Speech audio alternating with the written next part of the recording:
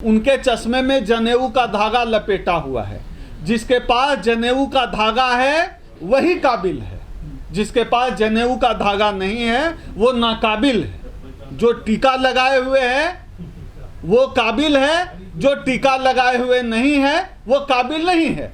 तो दलित मंदिर जाए तो उनको जूते से कूटिए, हमारी तरफ से अपील है। कोई मंदिर दलित जाए तो हम बतौर अम्बेडकरवादी, बाबा साहब डॉक्टर अम्बेडकर, नहीं, हम अपने समाज के लोगों से अपील तो कर ही सकते हैं, बोल ही सकते हैं। इस समाज की लड़ाई लड़ते हुए मेरे ऊपर 2 दर्जन मुकदमा हुआ है। इस समाज से तो हम उम्मीद करेंगे ना कि बाबा साहब के रास्ते पर चलें, भगवान बुद्ध के रास्ते पर चलें। भगवान ही चाहिए तो बौद्ध बिहार जाओ। हिंदुओं के मंदिर जाकर क्या करना है? जहां जाते हो तो पीटा जाता है, जूते से मारा जाता है, वहां जाकर क्या करोगे? सुप्रीम कोर्ट आपकी है, सरकार आपका है। जब सरकार जनेऊ वालों का है, जब सुप्रीम कोर्ट जनेऊ वालों का है, कितना जज है आपका? एक भी दलित जज नहीं है। तो फिर आप कैसे उम्मीद कर रहे हैं कि सुदामा कोटा सुप्रीम कोर्ट खत्म कर देगा? होना ही नहीं है खत्म।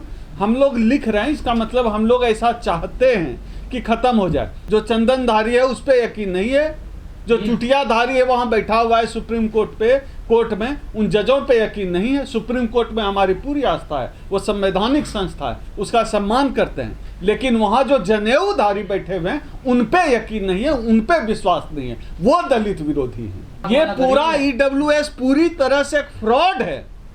ईडब्ल्यूएस पूरी तरह से एक फ्रॉड है। आरक्षण की पूरी अवधारणा कहीं से भी आर्थिक बराबरी के लिए नहीं है। आरक्षण की पूरी अवधारणा सामाजिक बराबरी के लिए है। आप बताइए ना, अगर ऐसा नहीं है, क्या गारंटी है किसी आईएएस के साथ छुआछूत भेदभाव नहीं होता? होता है क्या? होता है ना। जब आईएएस आईपीएस के साथ छुआछूत भेदभाव होता है, बड़े लोगों के साथ होता है, बड़े नामों के साथ होता है, संवैधानिक पदों पर बैठे हुए लोगों के साथ छुआछूत होता है, तो फिर आम लोगों की बात ही क्या है? तो सवर्णों के साथ कौन सा भेदभाव होता है? हमको ये कोई आर्थिक बराबरी का कार्यक्रम है क्या? आरक्षण आर्थिक बराबरी चाहिए तो गरीब सवर्ण जाकर मनरेगा की लाइन में लग जाए। सरकार के बहुत सारे कार्यक्रम हैं आर्थिक बराबरी के लिए, आर्थिक छूट के लिए। आरक्षण थोड़ा ही है। ऐसा है, चीता लाएंगे, मोर लाएंगे, बत्तख लाएंगे, बोगला लाएंगे, कौवा लाएंगे, बटेर लाएंगे, सब लाएंगे। बस इस देश के दलितों के लिए आरक्षण नहीं लाएंगे। इस देश के दलितों के लिए वाइस चांसलर बनने का मौका नहीं लाएंगे, कुलपति बनने का मौका नहीं लाएंगे, प्रोफेसर बनने का मौका नहीं लाएंगे। बाकी शेर, चीता, भालू लाकर तो चिड़ियाघर देश को बना ही देंगे।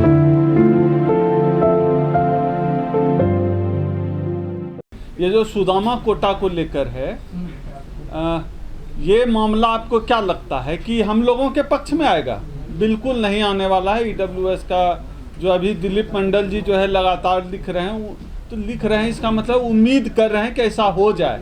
इसका हम लोग भी लिख रहे हैं, इसका मतलब ये नहीं है कि हो जाना ऐसा कोई परिस्थिति जो है हम लोगों के पक्ष में नहीं है। याद करिए, जब 2014 का चुनाव था, हम लोग लगातार लिख रहे थे कि मोदी प्रधानमंत्री नहीं बनेंगे, डिजर्व नहीं करते हैं, वो बने, लिख रहे थे। इसका मतलब है कि हम लोग ऐसा चाहते हैं वो आदमी प्रधानमंत्री न बने।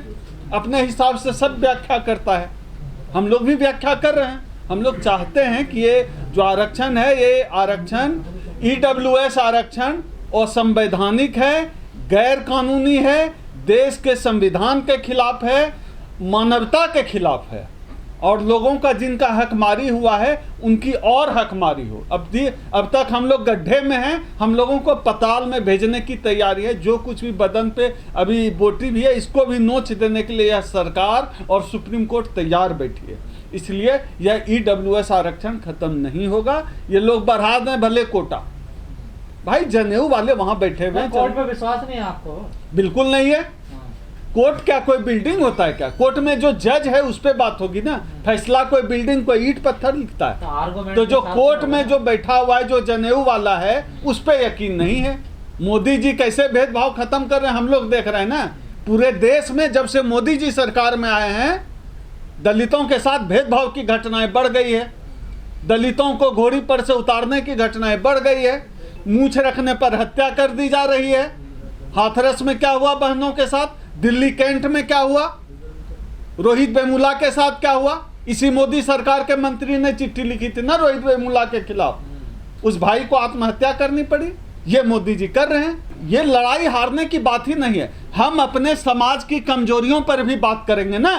समाज की कमजोरी पर कौन बात करेगा? हमारा समाज अगर रास्ता गलत रास्ते पर चलेगा, उसको सही रास्ता बताने का काम भी तो हमारा ही है। बिल्कुल, किसी भी दलित को मंदिर नहीं जाना चाहिए। बाबा साहब मंदिर जाने की बात करते थे। बाबा साहब ने तो हिंदू धर्म को लात मार दी।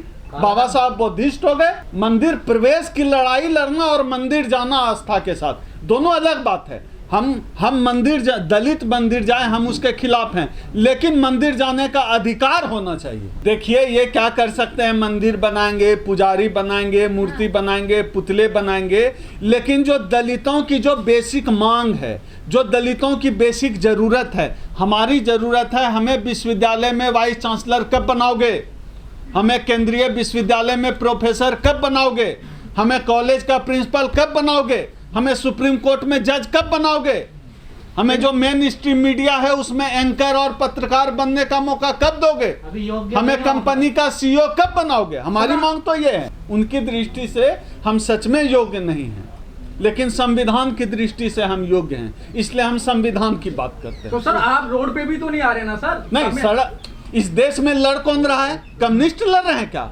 कौन लड़ रहा है इस देश में? इस देश में अम्बेडकरवादी ही तो चैलेंज कर रहे हैं इन मनुवादियों को। कौन चैलेंज कर रहा है? कोई विपक्षी पार्टी बड़ा आंदोलन खड़ा कर पा रही है? हमने 2 अप्रैल 2018 को सड़क पे उतर के दिखा दिया कि हमारी ताकत क्या है। ये आप बिल्कुल सही कर रहे हैं। बाबा साहब ने कहा था संगठित हो, तो हम लोगों का समाज थोड़ा उसको गलत समझ गया। बाबा साहब ने कहा संगठित हो, समाज ने समझ लिया कि संगठन बनाना है, संगठन बनाने लगे। ठीक है कि ब्राह्मणों के इतने संगठन है तो हमारे भी संगठन है, संगठित ही तो हो रहे हैं ना, अच्छी बात है ना। उनका टूटना बिखरना गलत हो सकता है, संगठन बनाना गलत नहीं है। अगर बाबा साहब के विचारधारा को फॉलो करके संगठन बना रहे हैं, काम कर रहे हैं, तो वो बिल्कुल गलत नहीं। हाँ बिल्कुल, हमारा काम हमेशा गलत का विरोध करना है। हमारा काम इस संविधान की रक्षा के लिए विरोध करना है। हमारा काम इस देश के दलितों, पिछड़ों, आदिवासियों के सवाल पे लड़ते हुए विरोध करना है। अगर ये सरकार गलत करेगी तो हम विरोध करेंगे। संगठन की बात ही नहीं है। हम सत्ता में जब आए तब तो हमारी भागीदारी हो। पहले देखिए कई इसके जो है चैनल बने हुए हैं, ठीक है। हम लोग कहाँ काम करें? हम सड़क पे उतर रहे हैं, हम लड़ रहे हैं। कभी SC/ST आरक्षण के लिए लड़ रहे हैं, SC/ST एक्ट को बचाने के लिए लड़ते हैं, कभी आरक्षण बचाने के लिए लड़ते हैं, कभी निजीकरण के खिलाफ लड़ते हैं, कभी जो है धार्मिक पाखंडवाद के खिलाफ लड़ते हैं। हम लड़ ही तो रहे हैं। नहीं, जो लोग सत्ता में हैं उन मित्रों को बहुत जो है हमारी तरफ से शुभकामनाएं। हमारे कई पार्टी लाइन से अलग, विचारधारा से अलग कई लोग हैं जो सत्ता में हैं। नहीं, देखिए SC आयोग को किसी व्यक्ति से जोड़ कर न देखा जाए। SC आयोग को देखा जाए कि SC आयोग में जो काम हो रहा है, क्या वह संस्था काम कर रही है।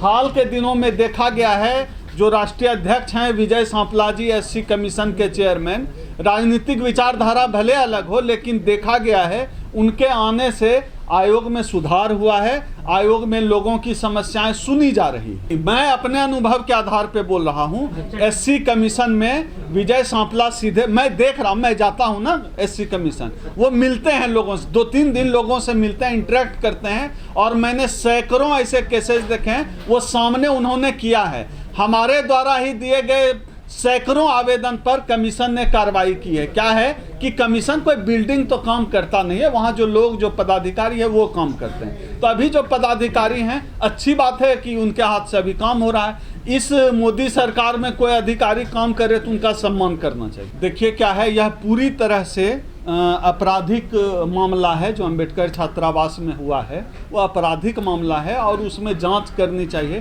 तेजस्वी यादव जी डिप्टी CM हैं और नीतीश जी अभी मुख्यमंत्री हैं।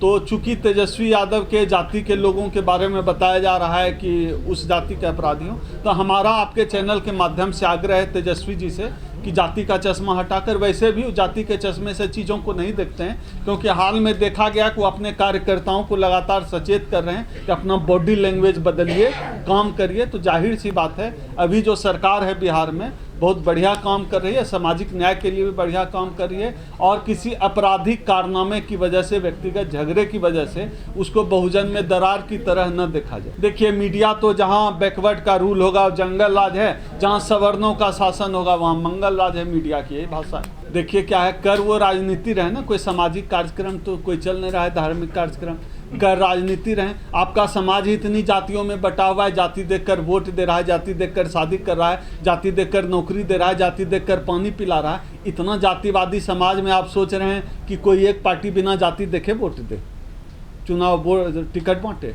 ऐसा संभव नहीं है। लेकिन उम्मीद करते हैं कि तेजस्वी यादव जी काफ़ी समझदार उप मुख्यमंत्री हैं। उम्मीद करते हैं कि इस मामले में समुचित न्याय हो, और हम अपील भी करते हैं कि समुचित न्याय होना चाहिए। अमर आज़ाद वगैरह हमारे काफ़ी साथी, सारे अम्बेडकर छात्रावास के हमारे साथी हैं, उनके साथ न्याय होना चाहिए। अभी एससी कमीशन का भी वहाँ दौरा हुआ था, हाँ अभी 2-3 दिन पहले उनका दौरा हुआ था। तो लगातार कानून व्यवस्था अपना काम करी। एक आपराधिक मामला है और अपराधी को पकड़कर जेल देना चाहिए और न्याय संगत उनके ऊपर कार्रवाई होनी चाहिए।